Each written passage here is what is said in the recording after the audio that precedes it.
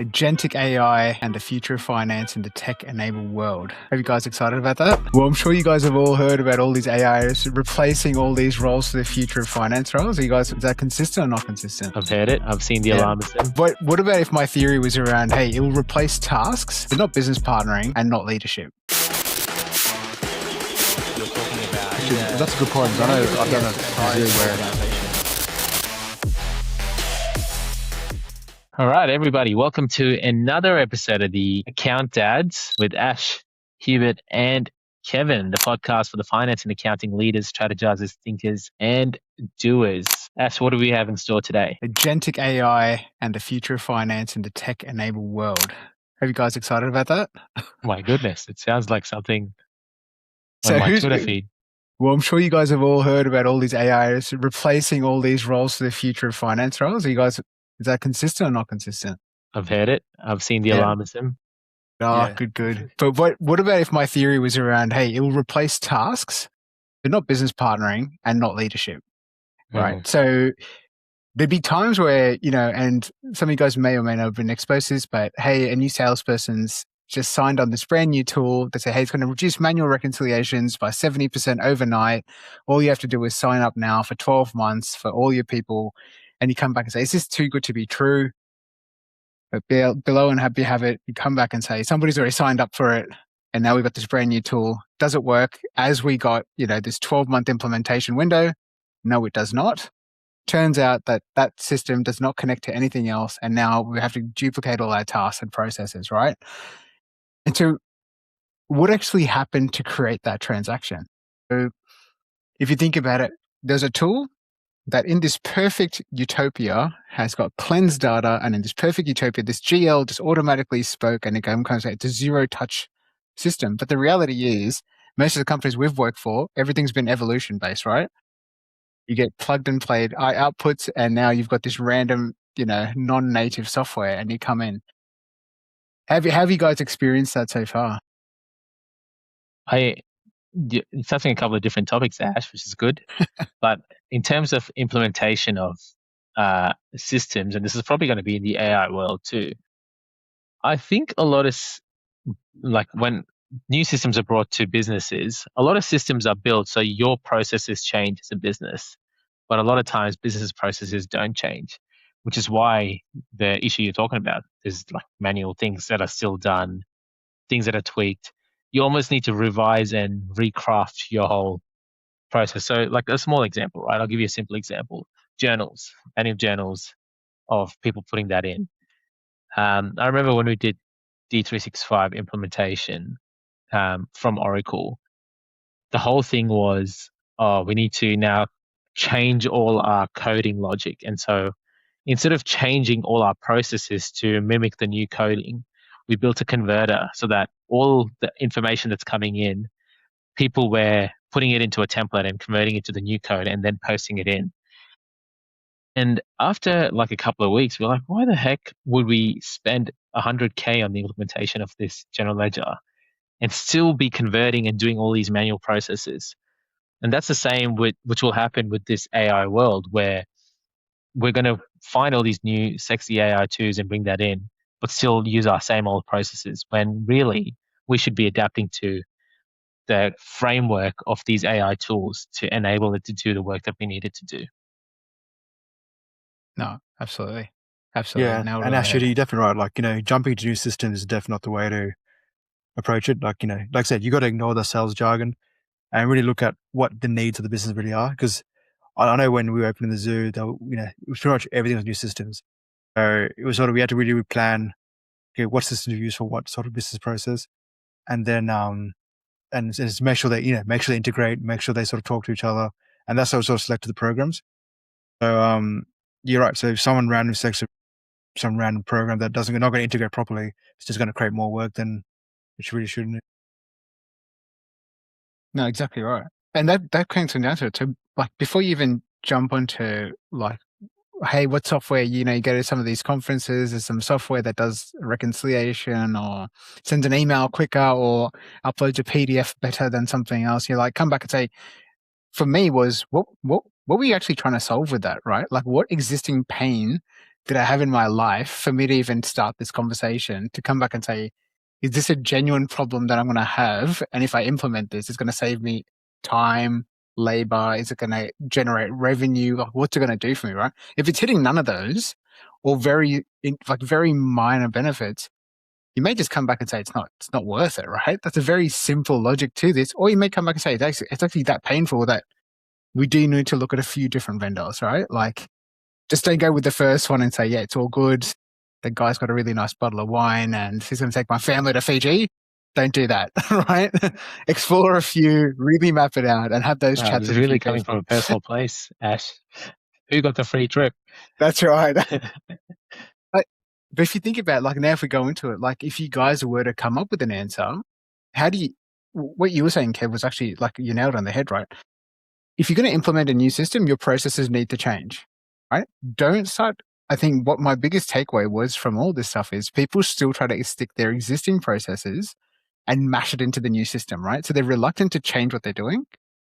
And then when they do something new that doesn't need to have all these manual entries, they want to keep that as existing processes. So, I'm in the process of trying to build a Excel P&L, clean slate, but yet I'm still being carried over this legacy style of formulas and everything else. And I'm like, hey, what's the rationale? And people are just like, that's all we know.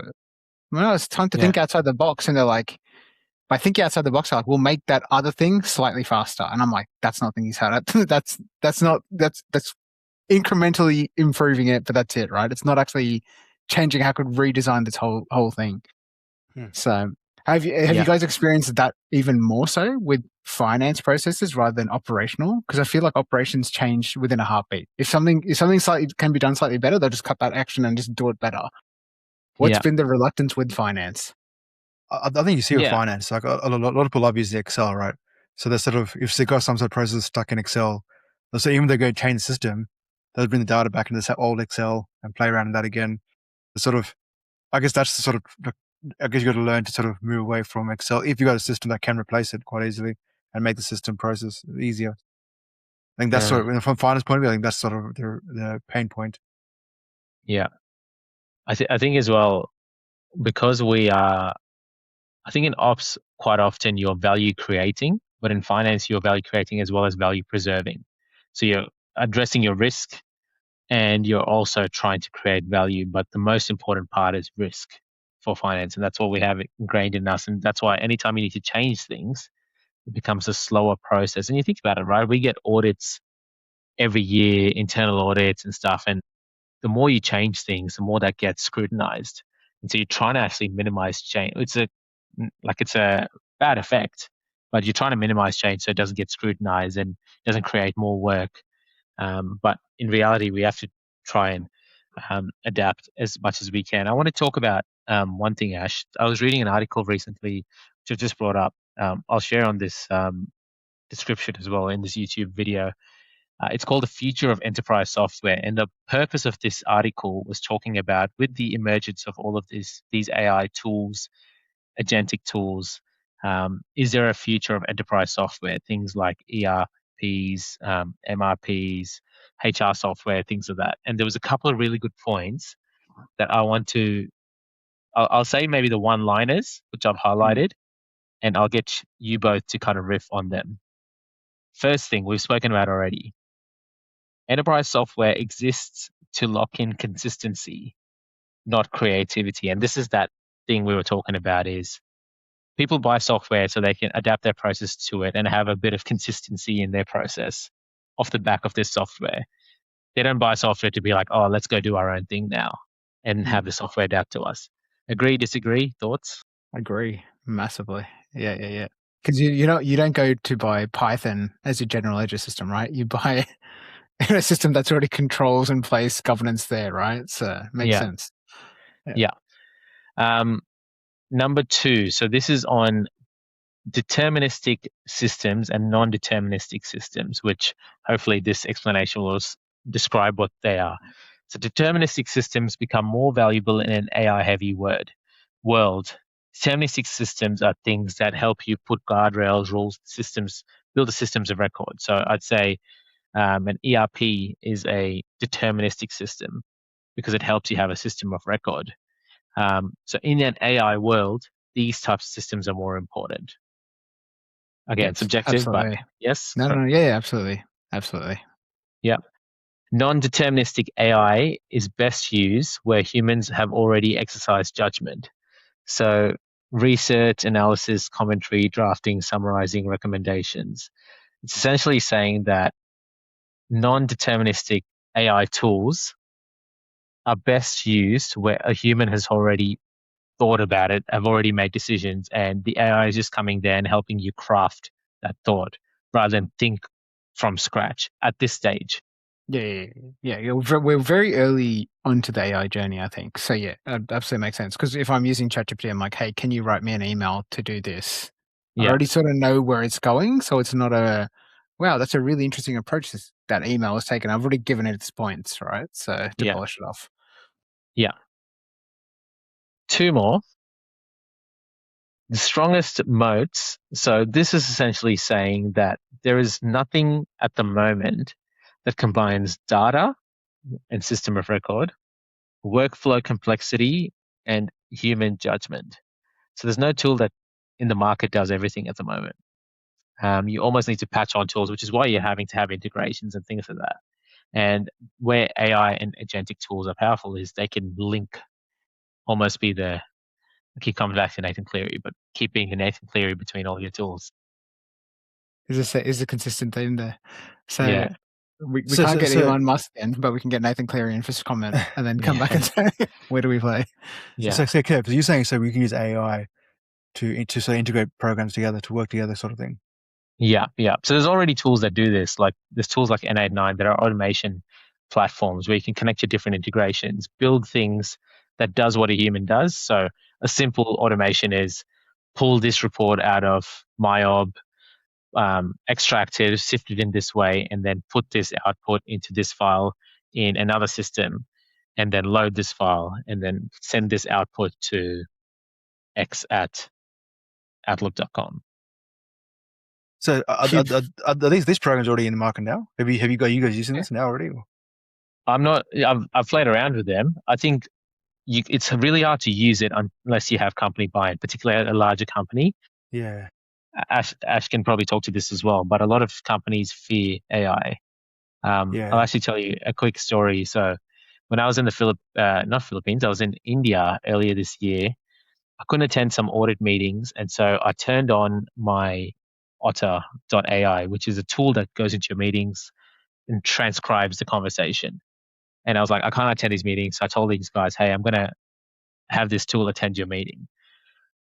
Little did I know there was this big executive meeting that was happening, and I got invited to it when I was away to attend because they were going to brief this really top secret project.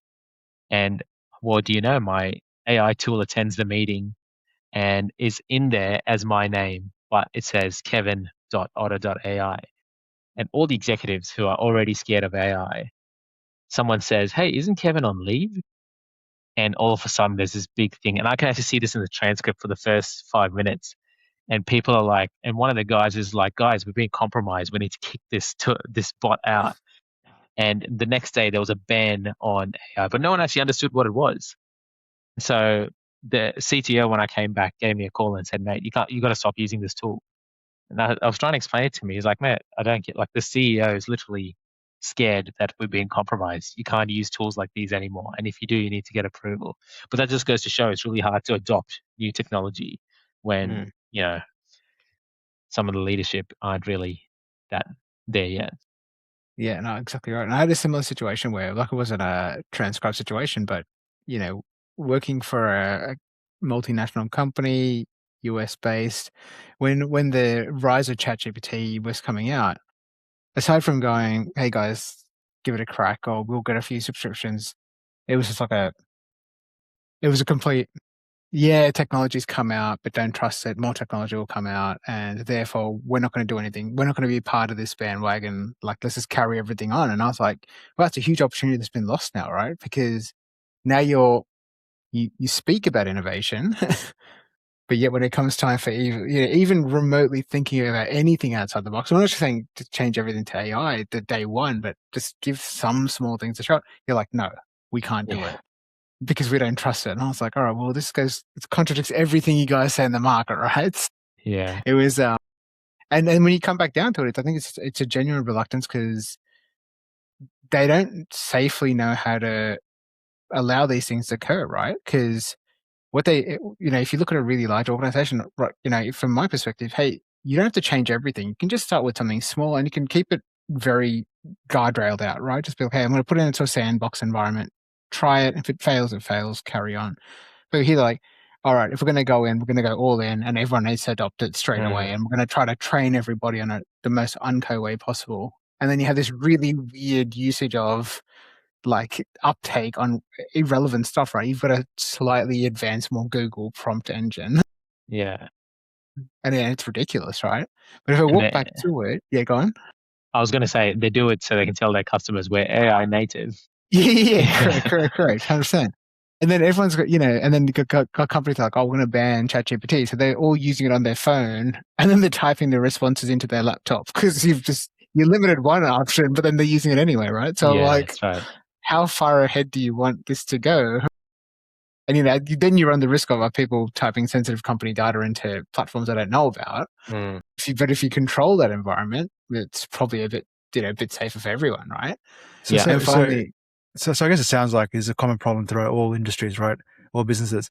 So what's going to change to make people sort of accept that we need to integrate AI or those sort of new tools into our businesses?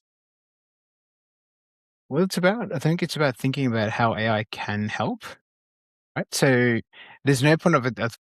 Like if you just got like every tool or every piece of software that you own has now got a piece of AI attached to it. Your search engine that you use has got a piece of AI attached to it. A different search engine that's also got it. Now we've got actual AI companies that are running stuff. Now we've got ERPs that are running their own agentic AIs. So everything's got it now, right? So it's about how you want to utilize it, man. So do you want to use it just to say, set the timer for 10 minutes? Or do you want to use it for, hey, write me an email? Or do you want to use it for summarize some meeting notes for me? So it's up to you on how you want to use it, right? So, and that depends on what you value. And for most of us, it's time, right? We're not going to say, hey, AI, go make me more money. Then it's going to have to understand how you're making decisions on that and what you're doing. But you could come back and say, hey, I want to figure out, can I save supplier costs or whatever it is? Like, what am I looking at? It could do that stuff for you quite quickly.